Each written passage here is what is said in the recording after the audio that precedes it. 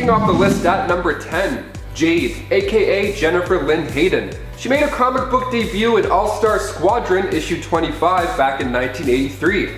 She is the daughter of Green Lantern, Alan Scott, and Rose Canton, aka Thorn.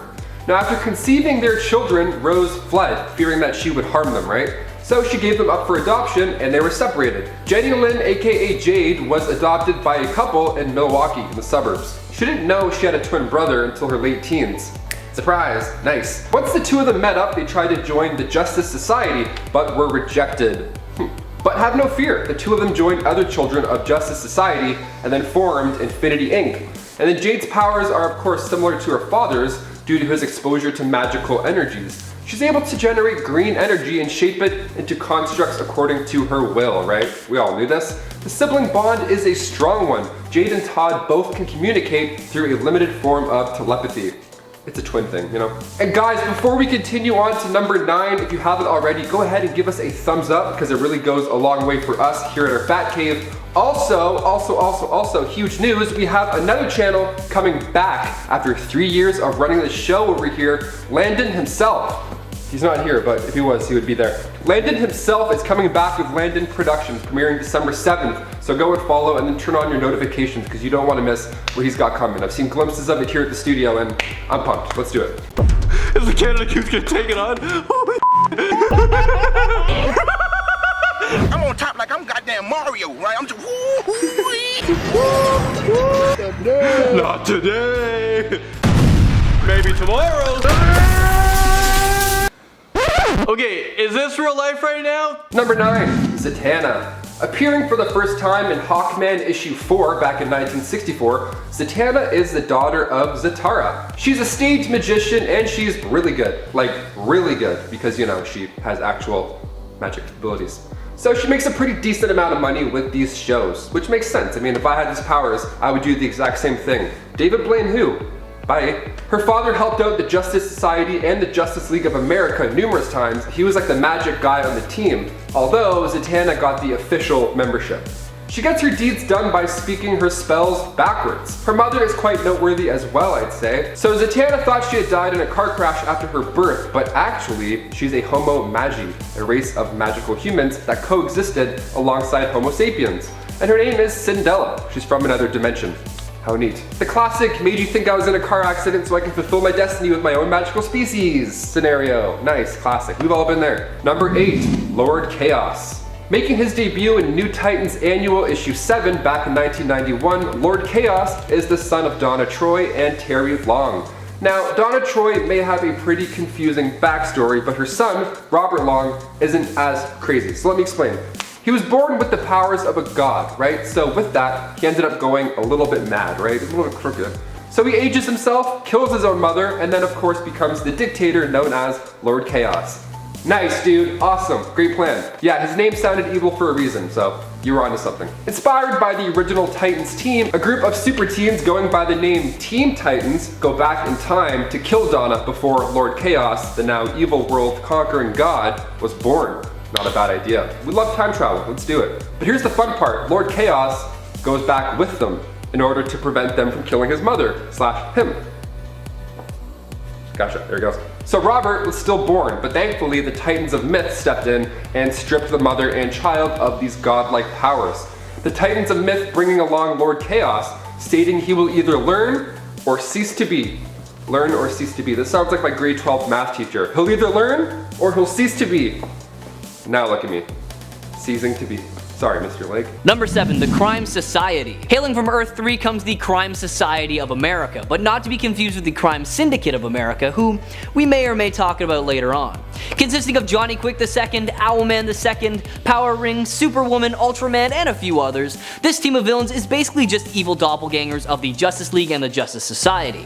The Crime Society encountered and fought the Challengers, consisting of Donna Troy, Jason Todd, Kyle Rayner, and Bob the Monitor, and the Jokester. After the Challengers and the Jokester escaped to another universe, the Crime Society were offered a place among Monarch's transdimensional army, which they accepted, of course.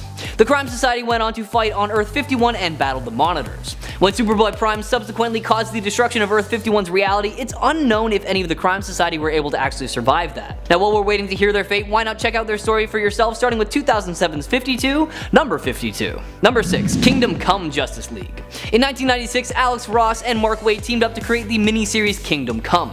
This miniseries was set in a near future where the traditional heroes of the past came together to stop the brutal superheroes of the new generation. The new Justice League of elderly but still very strong heroes like Superman and Green Lantern set up a prison to hold rogue heroes and supervillains alike. Unfortunately, the Gulag erupted in a riot between metahumans that threatened to destroy the entire world, and that caused, let's just say, a little bit more trouble for these geriatric heroes. In an act of desperation, the United Nations launched several nuclear bombs over the Gulag site. Batman and Wonder Woman deactivated 2 of them, but one of them was still primed and falls over the battlefield.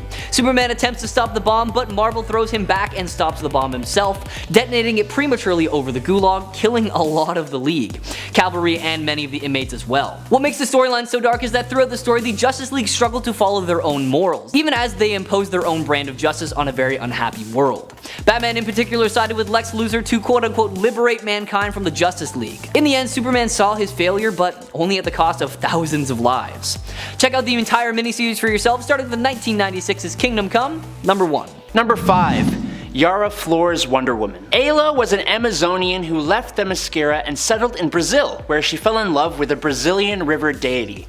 You know, like you do. The child these two would create became the Amazonian Brazilian demigod Yara Flor. Living in an Amazonian village, they were attacked by agents of the Greek gods, and Ayla lost her life. But Yara was taken to Idaho by a woman named Renata, who became her adopted mother. After her return to Brazil, she gets magical golden boleadoras, meets a human she hits it off with, is stabbed with an arrow by Eros, who she falls in love with, and is taken to Mount Olympus, where she is trained, given gifts, and gets a Pegasus named Jerry. Nice. She's offered the role of becoming Hera's champion, but after learning of her true origins, she refuses, and after a lot of scuffling, she brings some Amazons to defeat those responsible for the de-lifing of her own mother. She has become Wonder Girl, and was Wonder Woman in that future state Justice League I keep talking about to defend my reason for putting these characters on this list. It'll be cool to see her actually step into the role of Wonder Woman, if that's what happens. Number 4. John Kent. And last, but extremely not the least, apparently, stepping into the role of Superman in the Justice League will be none other than his own son, Jonathan Samuel Kent. Look, it just makes sense. John obviously was a member of the League's reserves before this point, but taking over the role of his father would be a big step up if it is ultimately what comes to pass. The son of Clark and Lois Lane, Jonathan began fighting crime at the age of 10. John possesses all the same powers as his father, plus a solar radiation explosion thing that isn't really under his control. According to Batman, he actually has the potential to surpass his father's power levels thanks to his half-human physiology, which kind of makes no sense to me, but whatever. Jonathan actually became Superman when his father left Earth to go to War World, so he has had a bit of experience, which will hopefully help him if he does become the new Superman of the Justice League next month. And that covers every one of the characters teased to take over the respective roles in the League. A few of these characters are part of the future Justice League, so it remains to be seen what role exactly these few will play, and I may have doomed myself to be roasted in the comments, so there's that. Number 3. Hippolyta, or however you want to say it. Queen of Themyscira, she takes over the role of Wonder Woman in the Justice League in the Infinite Frontiers storyline. Now, Diana isn't perished.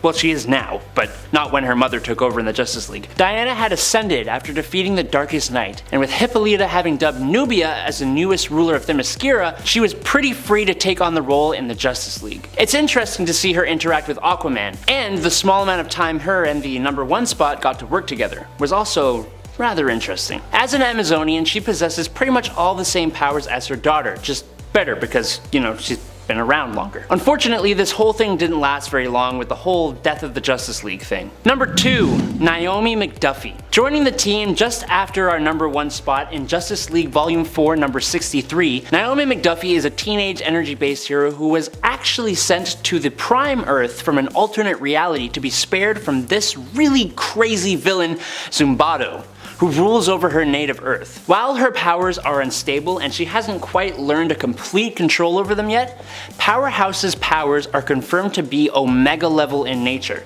so that's enough to put her pretty high on this list. She basically transforms into a golden armored super powered form, which gives her a kind of energy projection that she uses to enhance her punches, making them very super indeed, and she also uses them to fire energy blasts. Interestingly, Naomi can also augment magical powers, kind of opposite to how Superman is weakened by them. In her super form, she can fly and obviously has super strength and durability. Number 1. Black Adam?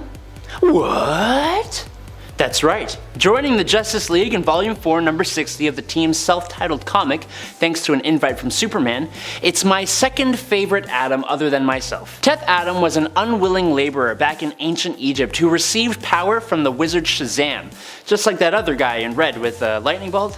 What was his name again? I forget. Black Adam actually loses his life, and after his resurrection was no longer powered by the wizard. Instead, he gained his power from 6 Egyptian deities: Shu, Horus, Amun, Sehuti, Aten, and Mehen. Funny how they happen to still spell it Shazam though, huh? And he still shouts Shazam to activate his powers too.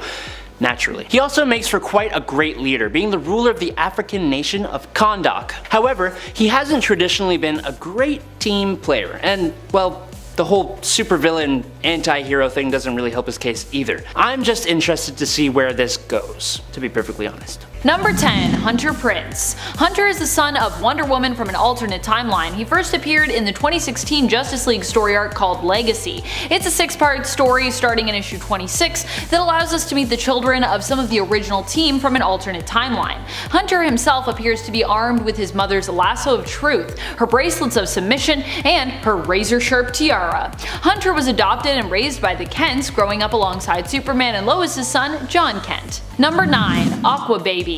Arthur Curry Jr. is also known as Aqua Baby and is the main continuity child of both Queen Mera and King Aquaman. Or he was anyways. He went on a few adventures with his parents but was tragically kidnapped by Black Manta and suffocated to death before either of his parents could save him. Due to the fact that he was Atlantean, Aqua Baby was unable to breathe out of water for a prolonged period of time. The death of baby Arthur is what drove a wedge between his parents, eventually causing them to separate.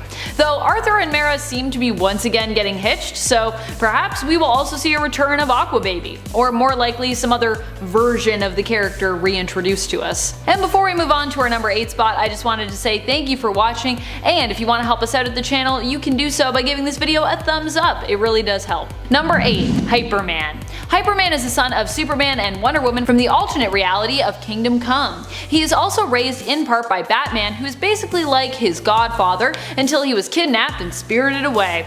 After the heroes rescued him, the child seemingly disappeared, but we would later learn this is because he was actually raised by an older version of himself who resides within Hypertime.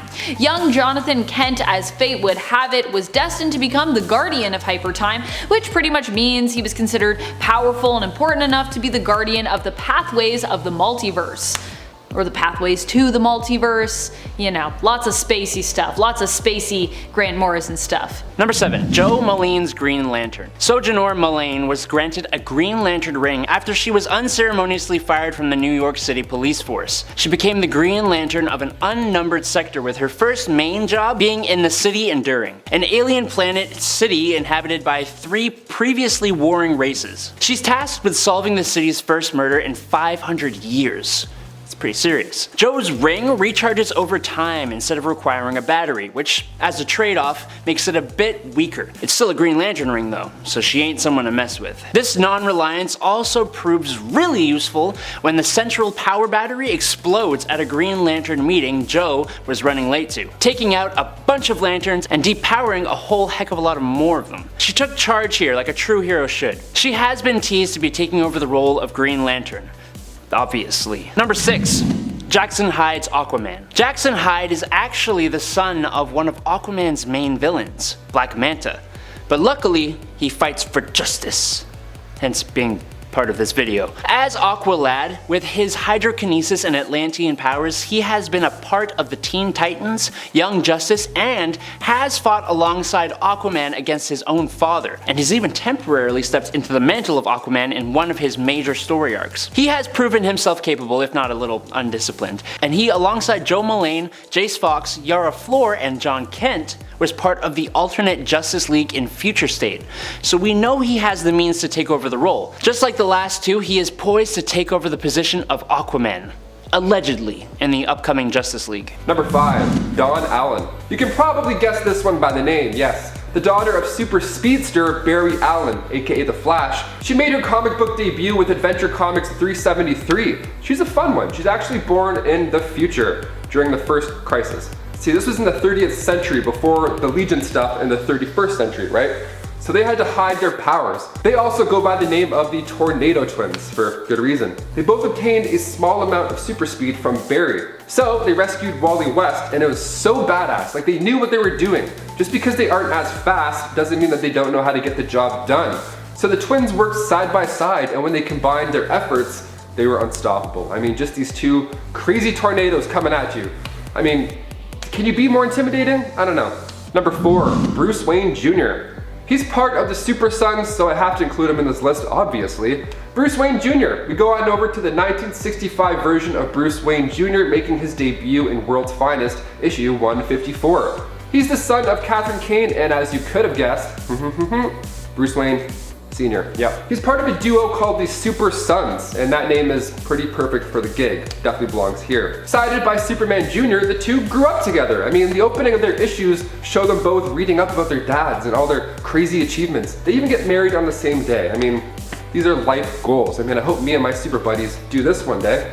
Or just me and my buddies get married one day, that'd be nice. My favorite part is seeing the two interact, right? Like Superman's powers, there's one point where Superman's not letting baby Batman down from a teeter-totter. And he's like, nah, I'm not letting you down till you admit that my dad's cooler than yours. And he's like, alright, I guess. And comes back down all shameful. Bruce Wayne Jr. actually grew up forgetting about his father's identity somehow, and then when he was reminded of it, he tried to capture a crook while disguised as Batman. I mean, yeah, if my dad was like, hey, I'm Batman, I'd be like, okay, what size is that? I can probably squeeze in there. It didn't go well for him, you know, the first shot. He didn't gather any evidence. He just went in raw. It wasn't great. So after an argument with his father, Bruce Jr. left to meet up with his other man, Clark Kent Jr. See, they're homies. They don't go too far for a reason.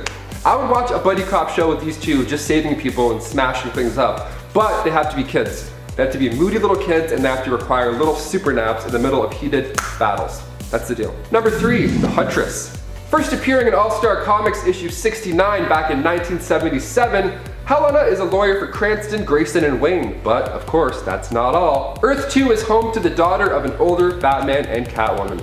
That's right, when she was only 19 years old, her mother, Selena Kyle, now a retired Catwoman, in the future, died in a tragic mishap, right? Now, to add insult to injury, this henchman, Silky Cernak, was the reason behind this photo that just popped up that shows Selena Kyle as Catwoman murdering a police officer. Not a great photo, not cool. If TMZ was around, they'd be like, oh my god, trending, BuzzFeed, let's do it. This is wild, right? So of course, Helena was upset and wanted to make things right.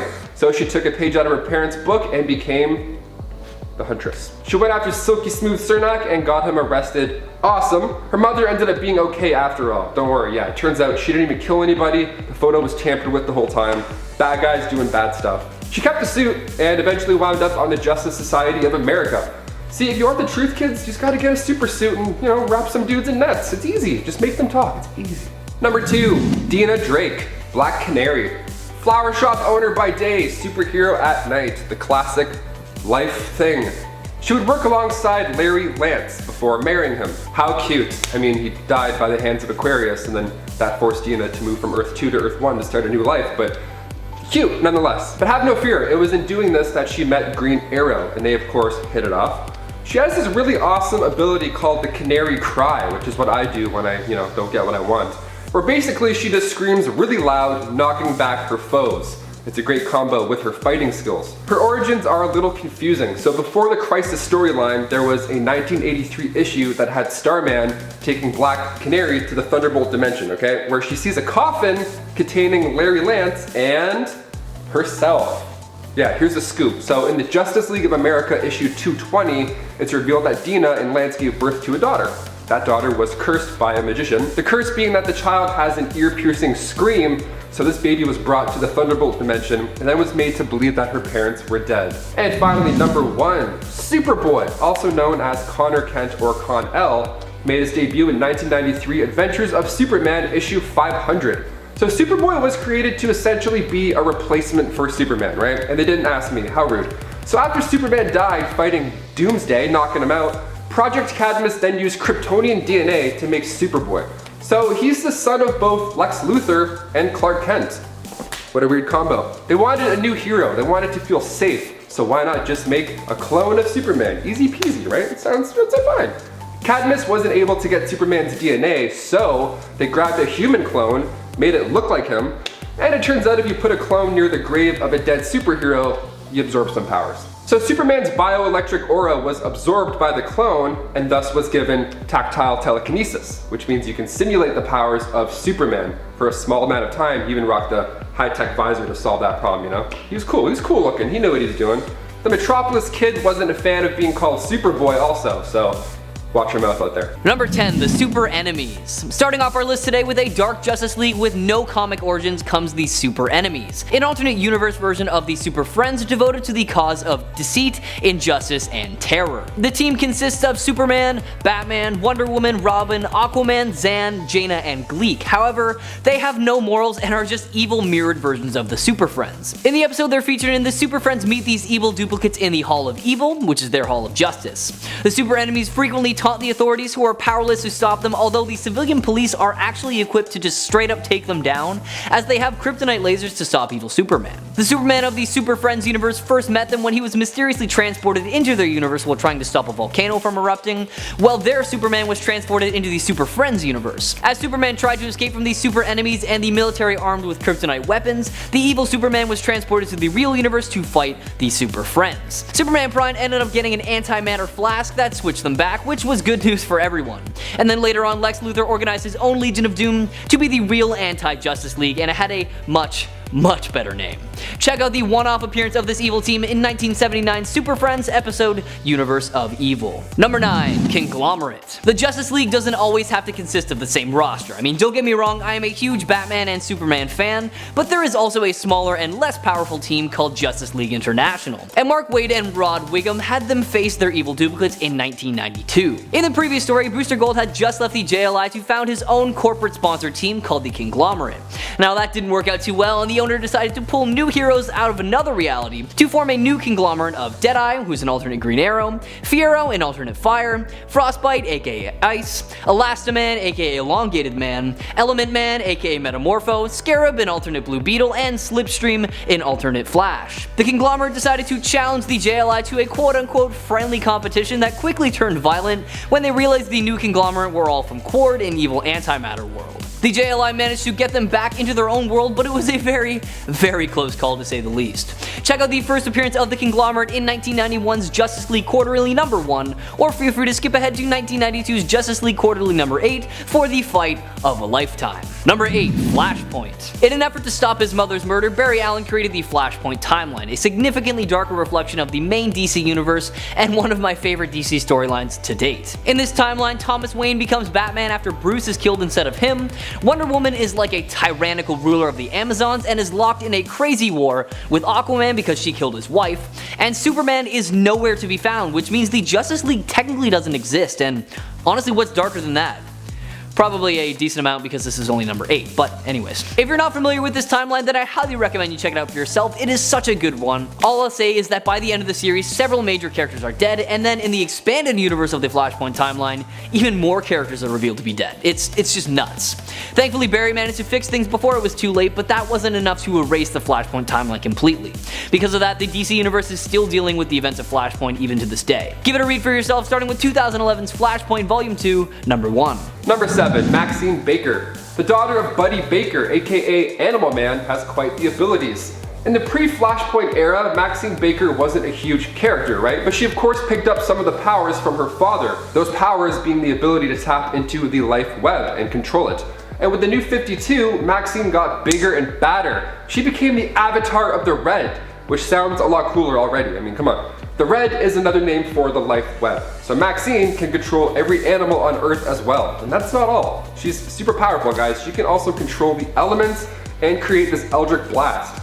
It's no wonder most of the time people are trying to get a handle on her powers. I mean, even she struggles with them. Controlling animals would be a sweet gig, eh? Imagine the practical jokes. Oh my god. Number 6, Thunder. Making her first appearance in Outsiders Volume 3, Issue 1, Thunder is the daughter of Black Lightning and Lynn Stewart. So Anissa Pierce had a pretty nice deal with her father, okay? The deal was that if she graduated from college, only then can she consider a career in crime fighting. And the night of her graduation, that is exactly when she donned the costume. It didn't take long for her to get approached by Red Arrow, who offered her a position in the Outsiders. Her father though, her father's like, no, you have to resign from these crazy people, I don't like this. And of course she said, no way, Jose. And then, when Savick came sniffing around again, her father actually helped the team out and her. And this was a cool time. This was the first time they had actually seen each other in action.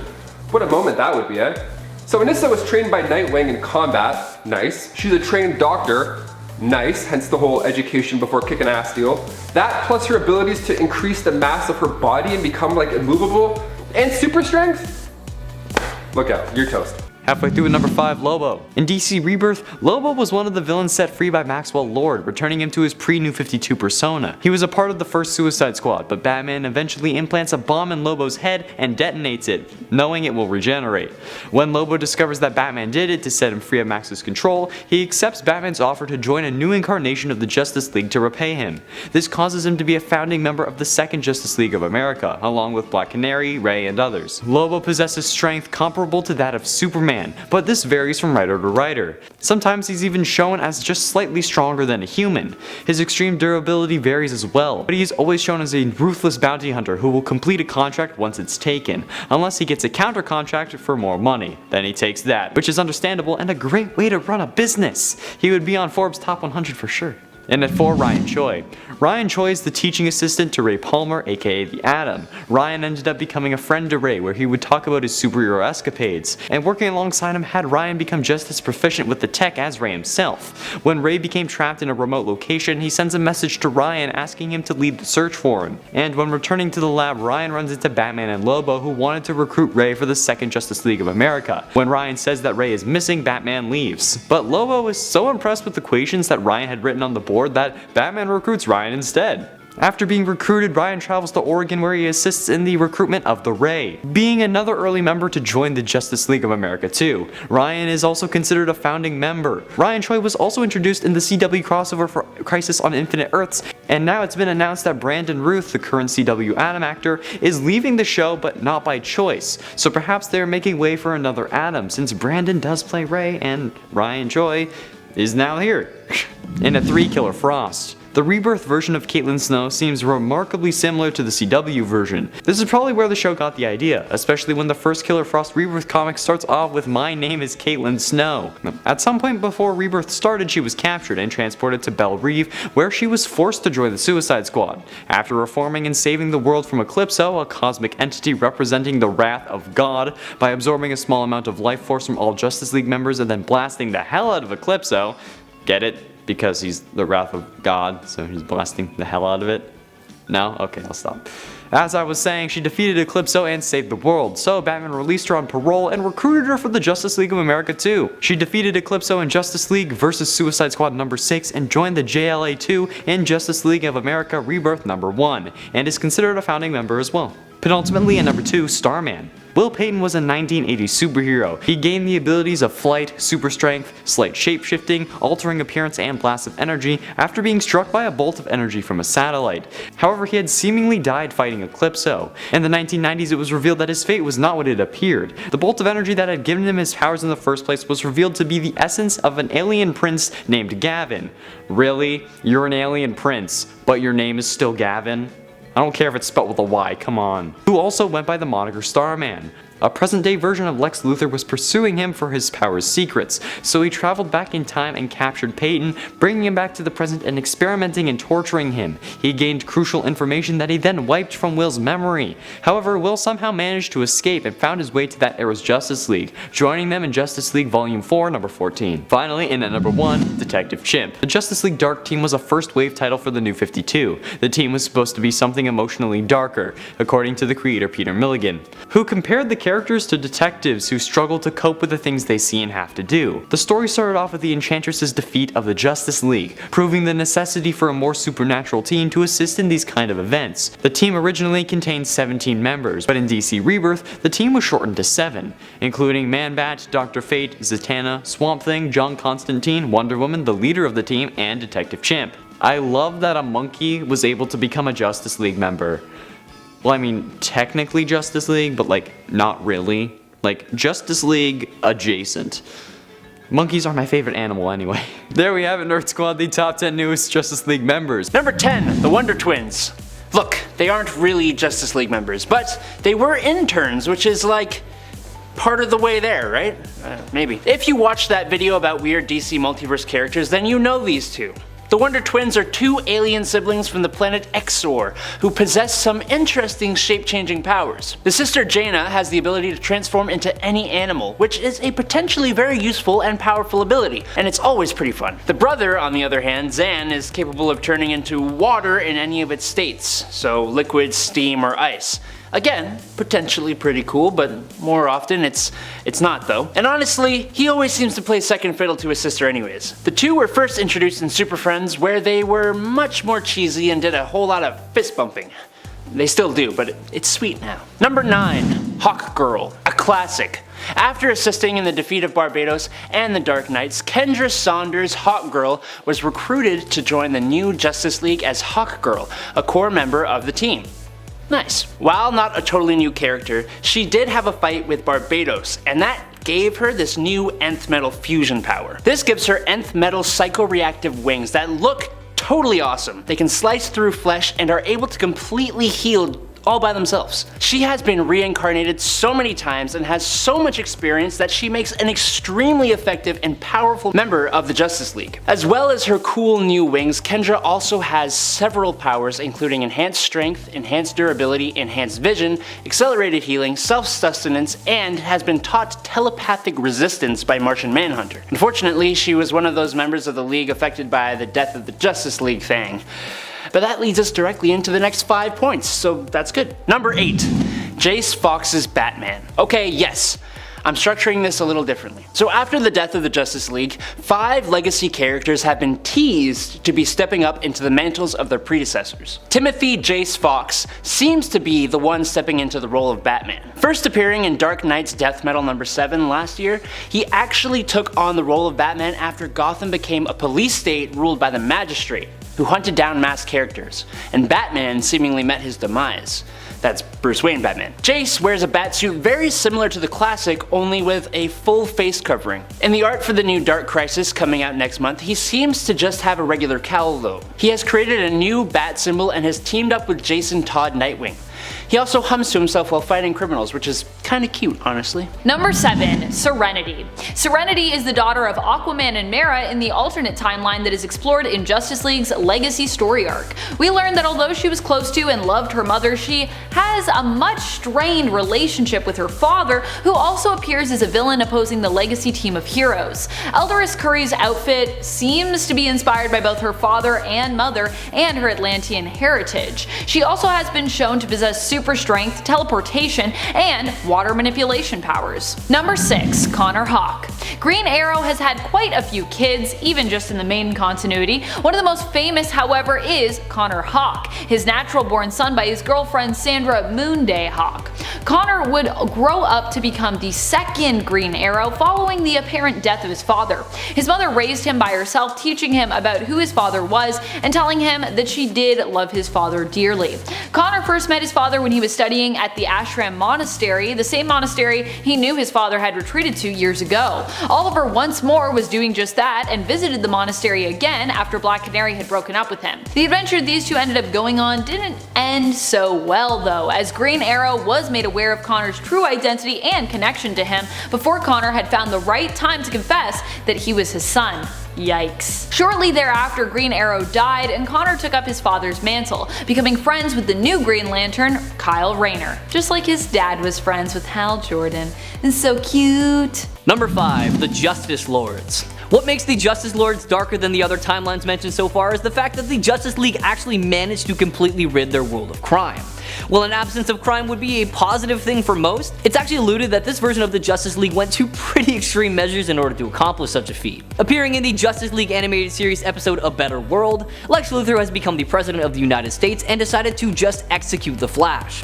That didn't really sit well with the Flash's friends, which is why an enraged Superman confronted Luthor in the Oval Office. Realizing he would never reform Luthor and keep him from committing such villainous acts, he incinerated him on the spot with his heat vision. With the President out of the way and a new method devised to deal with villains, villains, the Justice League rechristened themselves the Justice Lords and went about establishing a new world order under their quote-unquote protection. They eventually came into conflict with the Justice League when they tried to instill their totalitarian rule on the other DC universes, but thankfully they were finally stopped by Superman and his pals, which actually included Lex Luthor, who became instrumental in stopping the Justice Lords and stripping them of their power. Check out this episode for yourself in 2003's Justice League Season 2, episode 22 and 23 as well. Number 4, the Injustice League. Back in 1988, we got introduced to a new version of the Justice League known as the Injustice League. This ragtag group consisted entirely of criminals who never actually made it big in their various enterprises, and determined to make it big, they just banded together and became the rather ineffective Injustice League. Major Disaster, Big Stir, Cluemaster, Multi-Man, Clock King, and the Mighty Bruce are what made up the roster. They barely managed to pull off any capers and mostly just got their butts kicked. Oddly enough though, after 2000's Silver Age, the Showcase number 1 came out, it retroactively made 1989's Injustice League the second version of the team. The quote-unquote original team was brought together in the Silver Age by the evil intergalactic Agamemnon, who used Lex Luthor to recruit other villains like Black Manta, Bizarro, and the Joker. This Injustice League was way more effective and even managed to switch minds with the JLA on one occasion. When the Justice League managed to switch back, they erased the memory of the event from the villains' minds completely. Check out these two teams in 1989's Justice League International number 23, or head over to 2000's Silver Age Showcase number 1. Number 3, Injustice Justice League. Now I think everyone can agree that no other timeline has featured more DC character deaths than the Injustice timeline. After the Joker takes virtually everything from Superman, the Man of Steel finally cracks and just kills the Clown Prince of Crime.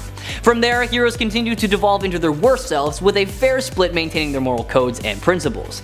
In the video game and comic franchise Injustice Gods Among Us, the Justice League still calls themselves by that same name, eventually changing it to the Regime though. But that's about the only similarity between the two universes, because the Injustice universe is about as dark as it can get. Superman loses his cool and just thrusts his hand through the clown's chest after the Joker destroys Metropolis, killing Lois Lane. As you might imagine, this not only kills the Joker but surprises Batman and everyone else around him. Superman decides he is fed up with the old way of doing things and sets out to create a new world order under his totalitarian rule. Superman reforms the League after opposing Batman and many of his other former friends. In the end, it's actually the Dark Knight who succeeds in recruiting Superman from the regular DC universe, who comes in to defeat his darker alter self. Now if you're not familiar with this storyline, check it out for yourself, starting with 2013's Injustice Gods Among Us number 1, or honestly just head back and play through the games one more time. Number 2, the New Reichman. Ever wonder what would happen if Superman didn't crash land in Kansas and instead he crash landed in, I don't know, Germany? Well, wonder no longer, because on Earth 10 that is the reality. On Earth 10, the Germans used Superman, known as Overman in this universe, to win World War II and basically take over the world. As a champion of Germania and the leader of the New Reichman, Overman is accompanied by Brunhilde, Earth 10's Wonder Woman, Leatherwing aka Batman, Blitzen aka The Flash, the Martian, Martian Manhunter, Underwater Man aka Aquaman, and Overgirl aka Supergirl, who was unfortunately killed in battle. Alongside the German forces, Overman conquered the world in less than 20 years, after which he decided to leave the Earth for a while. 3 years later, he returned with a clear head and saw all of the damage he helped cause and became an advocate against all that he once stood for, well, still working alongside them for some reason. Eventually, German scientists used callus cells to create a clone of him known as Overgirl that Overman loved like family. However, she died not too long after her creation, and this hit him hard. Inconsolable and grief-stricken, Overman leaked some precious information to the freedom fighters that resulted in the demise of the New Reichman and Metropolis as well. Check out probably one of the saddest Superman stories I have ever heard, starting with 2015's The Multiversity Guidebook, number 1. And number 1, the Crime Syndicate of America. Consisting of Ultraman, Owlman, Superwoman, Johnny Quick, and the Power Ring, the Crime Syndicate of America is the first alternate version of the Justice League to ever come to life following the events of Crisis on Infinite Earths. That event erased the multiverse but left the Antimatter universe, also known as the Quardian universe within DC's continuity. Within the Antimatter universe, the Crime Syndicate existed as an evil version of our favorite superheroes, only they were far more dastardly than their previous versions. With virtually no one to oppose them, they managed to establish and maintain control over a large portion of their Earth. Eventually they grew bored of their Earth, and the Crime Syndicate began kidnapping people from the 52 multiverse matter-based worlds and were visited by our Justice League to retrieve the people from the Justice League Earth that had been kidnapped. Fast forward past some pretty sweet fights and we see Owlman along with Superwoman and Ultraman banished to a prison subdimension while Johnny Quick and the current Power Ring were captured. Highly recommend you check out the storyline for yourself, so check it all out in their first appearance in 2000's JLA Earth number 2. Kicking off the list at number 10, we have Element Woman. Making her debut in Flashpoint Volume 2, 52, issue 1, she was actually recruited by Cyborg to help prevent an upcoming war between Wonder Woman, Amazon's crew, versus the Aquaman and Atlantean's crew that was destroying Europe. So she tries to help out, but Shade, the changing man, uses his M-Vest to reveal that Element Woman, Emily Sung, was insane. Awesome, okay, cool, way to expose our girl. So Cyborg recruited Emily and other metahumans, and the Justice League figured Element Woman was too powerful to not include in the fun. Come on, you gotta get her in there. Alongside Firestorm and Atom. Like Metamorpho's power, Element Woman could transform into any of the elements found in the human body, and then craft them how she pleases. She uses the metal to change your hair colors, which I wish I could use. Although my hair is already going white. That's great. And before we continue on, guys, if you could go ahead and toss us a thumbs up on this video, because it does help us out quite a bit at the studio. Thank you so very much. You guys rock. Now back to some other Justice League members. Number 9, Mera. Making her first appearance in Aquaman issue 11, Mera has taken the place of Aquaman temporarily. See, Mera was on her way to break through the Crown of Thorns, the invisible magic barrier that had surrounded Atlantis. But before this though, she had thought that Aquaman had died by Atlantean soldiers. She even mourned him at the Curry Lighthouse. So she started attacking the Crown of Thorns. She was pissed, makes sense, and while doing so, she actually created these massive tidal waves. So the Justice League came in, and after the battle, she started to calm down. She realized she was putting like a lot of civilians at risk with these tidal waves. Like one time I had a temper tantrum at the zoo when I was like 3. Straight up just hucked my ice cream cone and it went right over some guy's sneakers. Poor dude. I'll never forget my actions. Horrible, horrible actions. Batman didn't approach me and ask me to be on the Justice League afterwards, but Mera, she was lucky enough to get that, so. She then served as the temporary replacement for Aquaman. Not a bad gig. Number 8, Martian Manhunter. Your kind will fail, your kind will always fail. Those are some of the last words spoken by Martian Manhunter in Final Crisis 1 after he gets trapped in a prison. See, he had originally went there to be undercover as John Jones and regularly would report back to Batman, right? That's a pretty good crew. Then the villains broke free and he was left behind. Not good. So Human Flame had given the villain Libra instructions to kill Martian Manhunter. So Libra went and stabbed Martian Manhunter with a staff in front of the entire secret society of supervillains, and upon his death, he returned back to his Martian form.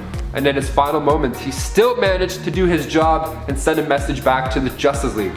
That's a devoted member right there. And they held his funeral on his home planet Mars with Superman giving the eulogy. So when I die, hopefully Superman will do mine. Now it's probably gonna be someone boring. Sorry, my family's boring. You can find his Justice League time between Justice League Volume 2 and issues 6 and 7. Pretty sweet, check it out. Number 7, Supergirl, Kara Zor-El. Much like how Krypto was sent to Earth, Superman's older cousin, Kara Zor-El, was also sent to Earth. She was sent from the dying planet Krypton to protect Clark Kent.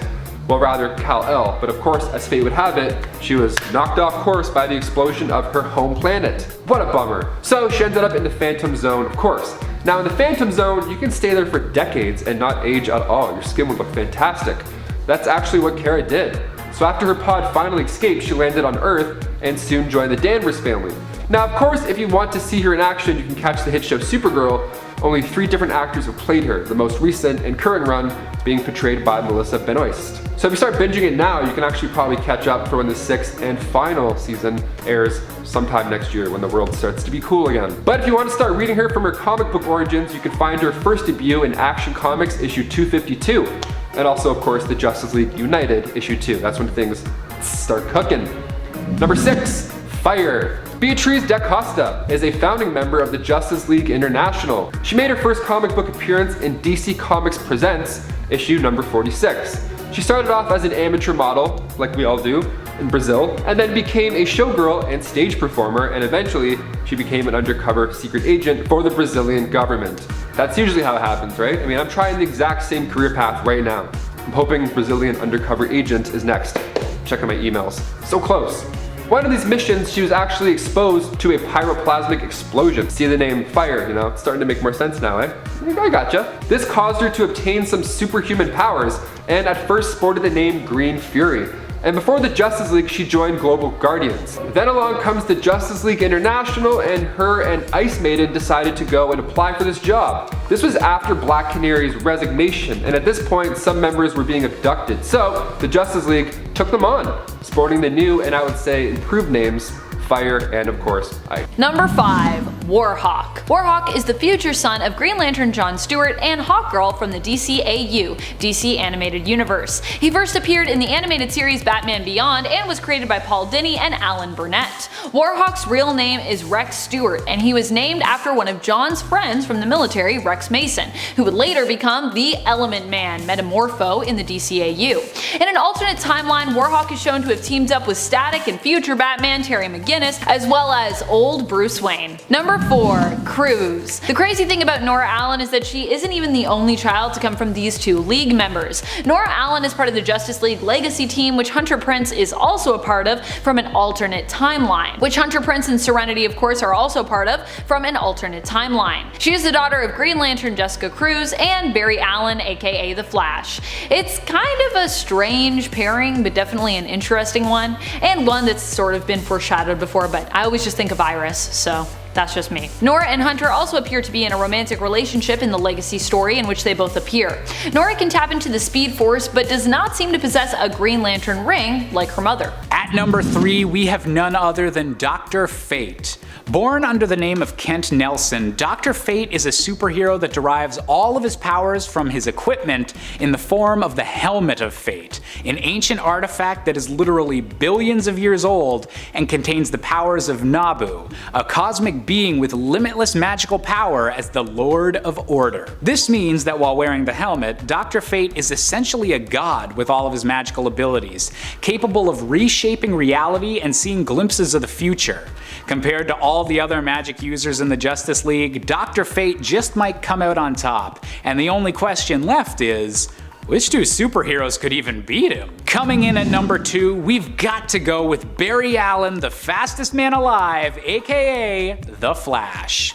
Barry's powers come from a deep connection to something known as the Speed Force. He's not simply capable of moving extremely fast like many superheroes, but is actually using energy from the very concept of speed itself. The Speed Force allows Barry to travel at practically limitless speeds, racing any potential adversary, and even allowing the Flash to travel through time and even alternate realities, moving so fast that he's capable of whizzing right past those fundamental laws of reality. Add enhanced senses and a whole lot of perks to the Flash's power set, and he stands out as one of the most well-rounded and powerful members of the Justice League. After all, how do you top someone you could never even catch? Well, there's just one hero that might be capable. That's right, it might be the obvious choice, but there really is no other. The number 1 pick has got to be Superman. The last son of the doomed planet Krypton, Superman is a beacon to the rest of the DC universe, a symbol of how good and hope-inspiring a superhero should be, and he luckily has the power set to back it up. Unless kryptonite or magic is involved, Superman can practically do anything, and the limits of his strength seem to only be self-imposed ones so that he doesn't literally shatter the planet with each punch.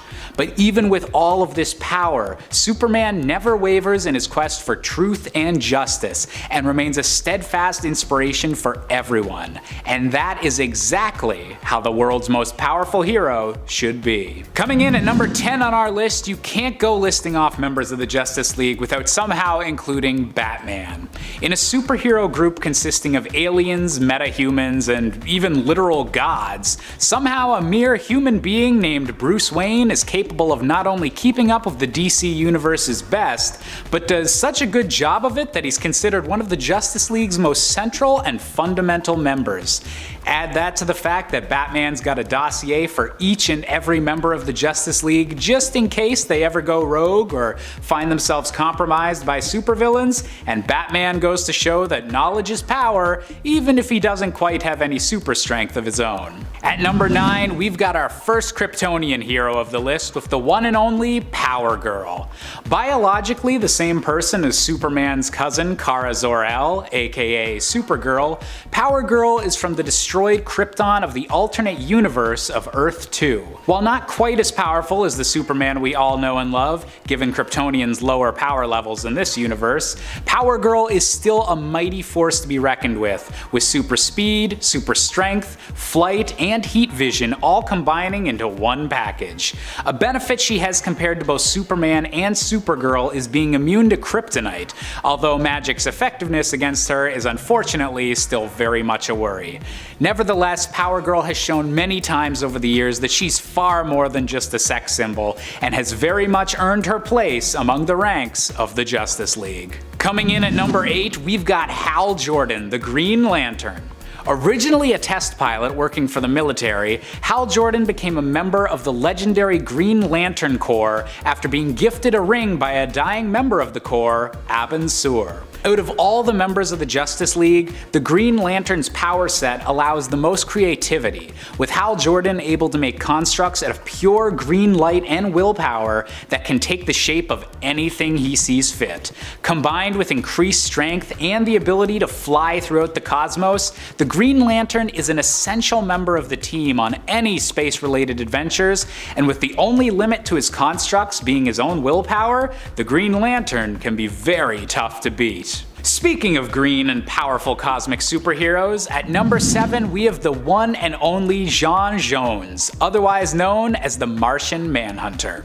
The last son of Mars, because apparently the Justice League is all about hiring the last people from dying planets, the Martian Manhunter possesses many of the same strength and speed-based powers as other spacefaring heroes in the DC universe, but with one particularly impressive twist. He can change his body and appearance into any shape he desires, from impersonating humans and blending in on Earth, to creating clothing and weaponry out of his own molecular structure. With an incredibly tragic backstory that saw him losing both his wife and child during a civil war on Mars, J'onn J'onzz has since then spent his days protecting his new adopted planet of Earth and aiding the Justice League when evil arrives from beyond the stars. Coming in at number 6, we have a character that would definitely rank much higher on this list if his powers were a bit more stable.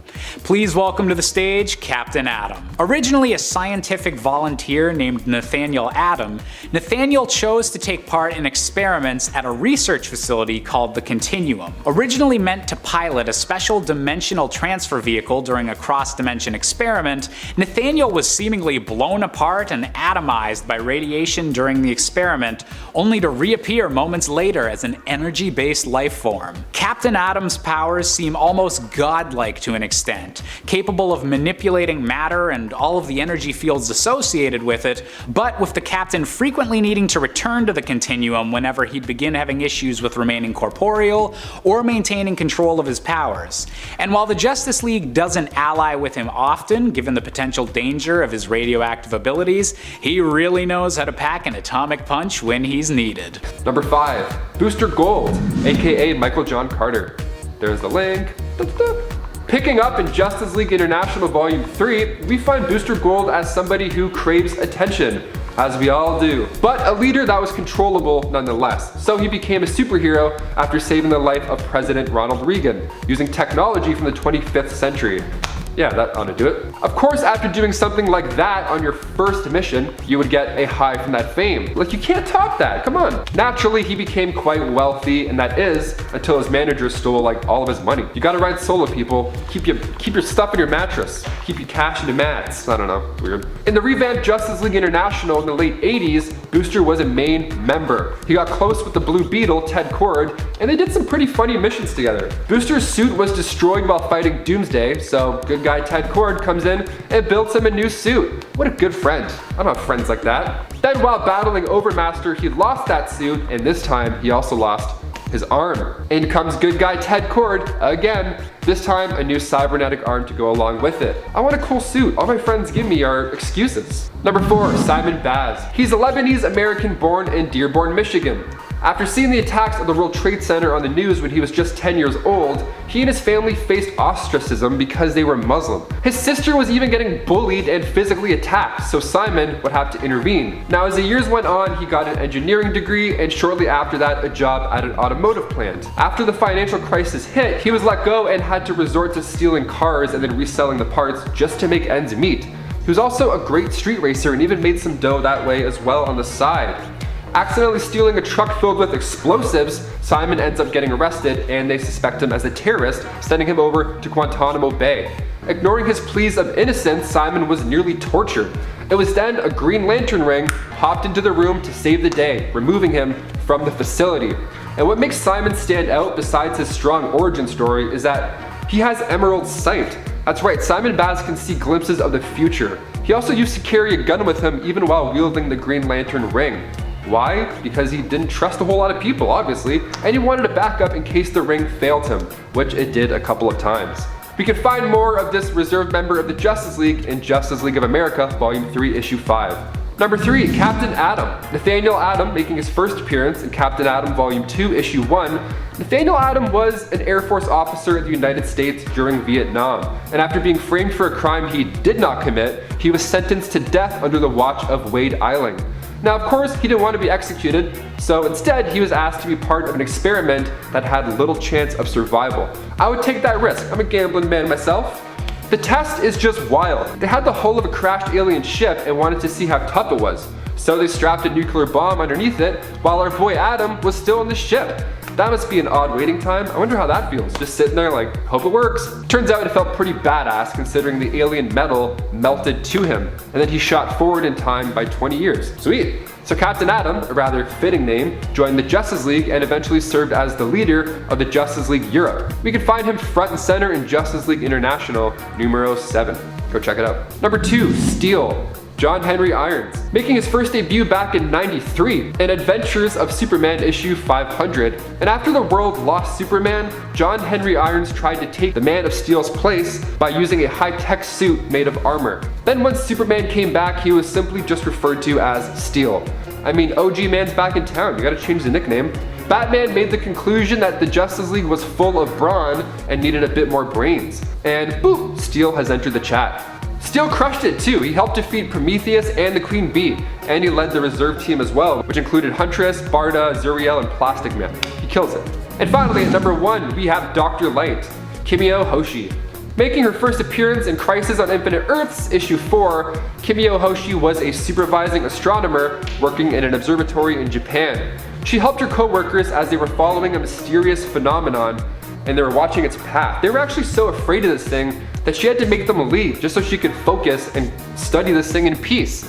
The Monitor felt threatened from the Anti-Monitor absorbing parallel Earths, of course. So he created a champion. You see where I'm going already. So he sent a beam of energy from the Vega Star down to Earth, where it met Kimio.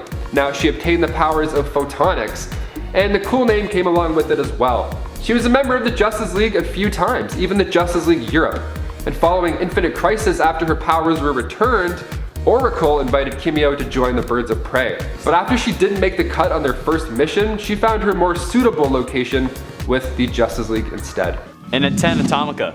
After Earth 3 was destroyed by a mysterious force, Atomica is able to escape to Earth Prime. Atomica intended to join the Justice League, and got into their ranks by defusing a bomb planted by the Atlanteans in their war against the surface world. Atomica was recruited into the Justice League as the Atom, but she actually had a secret agenda. She was preparing to rescue the Crime Syndicate. She used her hacking skills to detect the presence of a virus contained inside the body of Victor Stone, and planned on using it in her mission. When the Justice League and Justice League Dark fought in Kahndaq over Pandora's box, Atomica revealed her true motives and used the virus she discovered to shift Victor's cyborg parts away from him and make them form the grid. Pandora's box was then opened and revealed to be a portal that the Crime Syndicate was able to use to come to Earth Prime. Then they invaded the Earth, and everyone was trapped in the Firestorm Matrix, so yeah. And at 9, Element Woman. Emily Sung can transmute her body into different compounds, gaining her powers under unknown circumstances. And when the League was said to be defeated during the war between America and Atlantis, Cyborg recruited a group of metahumans who would be useful. Element Woman was one of them. During the meeting that came after, the Big Seven agreed that there was nobody else like Element Woman and that she was going to be very useful, so they recruited her along with Atomica and Firestorm. When the Crime Syndicate invaded Earth Prime, she was trapped inside the Firestorm Matrix along with the other heroes. When she was released along with everyone else, her powers had interacted in a weird way with firestorms, and she was teleported a random distance away. The ordeal left her scarred, and it didn't help when the members of the League didn't come looking for her. And at 8, Mera. Mera joined as a temporary replacement for Aquaman. The Crown of Thorns, a massive magical barrier, had been placed around Atlantis, trapping Aquaman, and after a battle with the League about breaking it down, Batman had offered that she join. During her time with the League, she had several adventures on the surface world. She was in the battle with Shirak and faced the time-displaced descendants of the League. This caused her to meet with a possible daughter from the future named Serenity. She joined in Justice League Volume 3 number 24 and still remains active to this day. She has helped the League several times since then, and the League has helped her in return. Typically not all at once, just a couple of members, like when she called on Superman and Wonder Woman to help hold the villain known as Eel hostage because she was sick and couldn't do it with her powers. And at 7, Simon Baz. Simon Baz was strapped for cash, so after giving up street racing he started stealing cars. Eventually he stole a car filled with explosives and ended up getting arrested and presumed to be an enemy of the state. He was deported to Guantanamo Bay where he was nearly tortured despite his plea of innocence. That's the moment a Green Lantern ring burst into the room, deeming him worthy and removing him from the facility. After disappearing, the League found him and he restated his innocence, even allowing Wonder Woman to golden lasso him.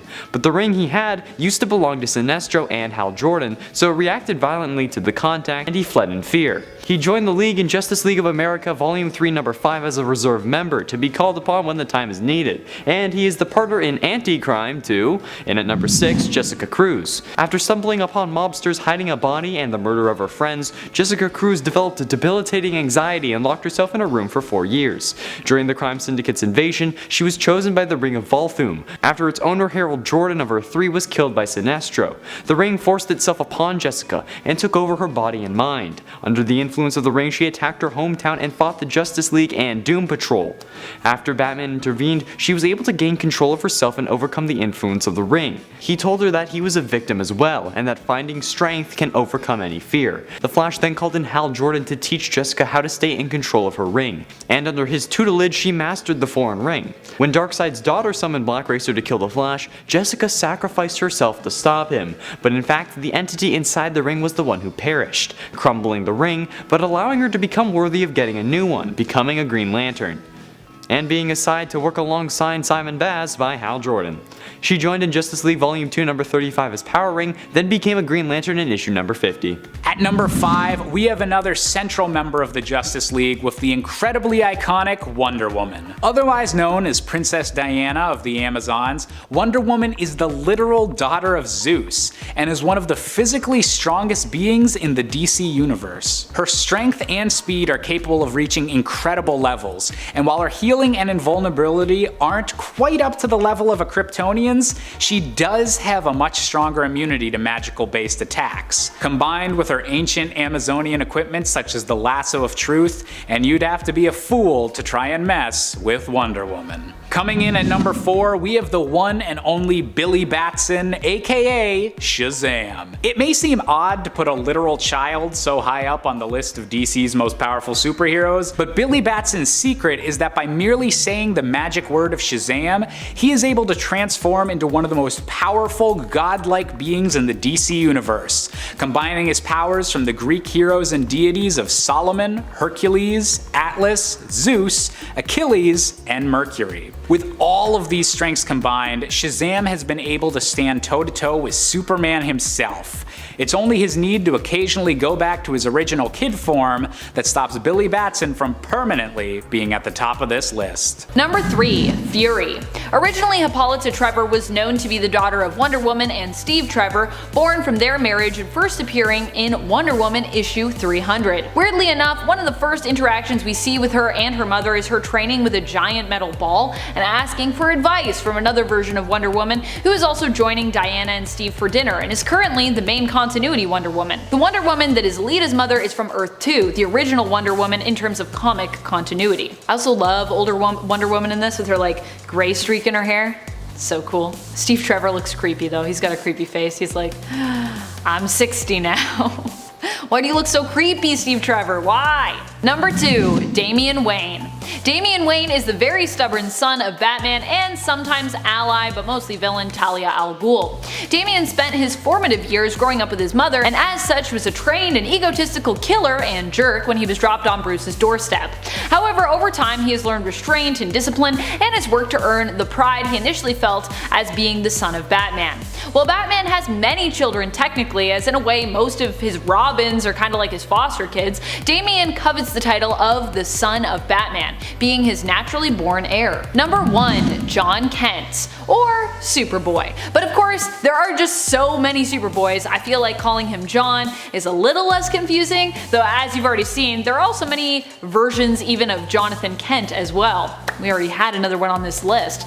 This version is kind of the son of Superman and Lois though. He was born during Convergence, and he as a baby and his parents later ended up living on a different Earth than the one that they originally inhabited because of the New 52 reset. As there were already a version of Superman and Lois Lane on this Earth, they decided to go undercover to avoid getting in the way and adopted the surname White for a time. They were the Whites. John grew up relatively normally, but was always somewhat suspicious of his parents' activities. Eventually, the cat was out of the bag when John's powers manifested, and his parents told him the truth about who they really were. The cat wasn't just out of the bag though, the household cat was also accidentally killed by John's heat vision. So yes. Sometimes I wish DC's main heroes could actually just retire, just so I could see more of these amazing kids in action. There are honestly so many cool next-gen super kids who deserve a little more time in the spotlight, don't you think?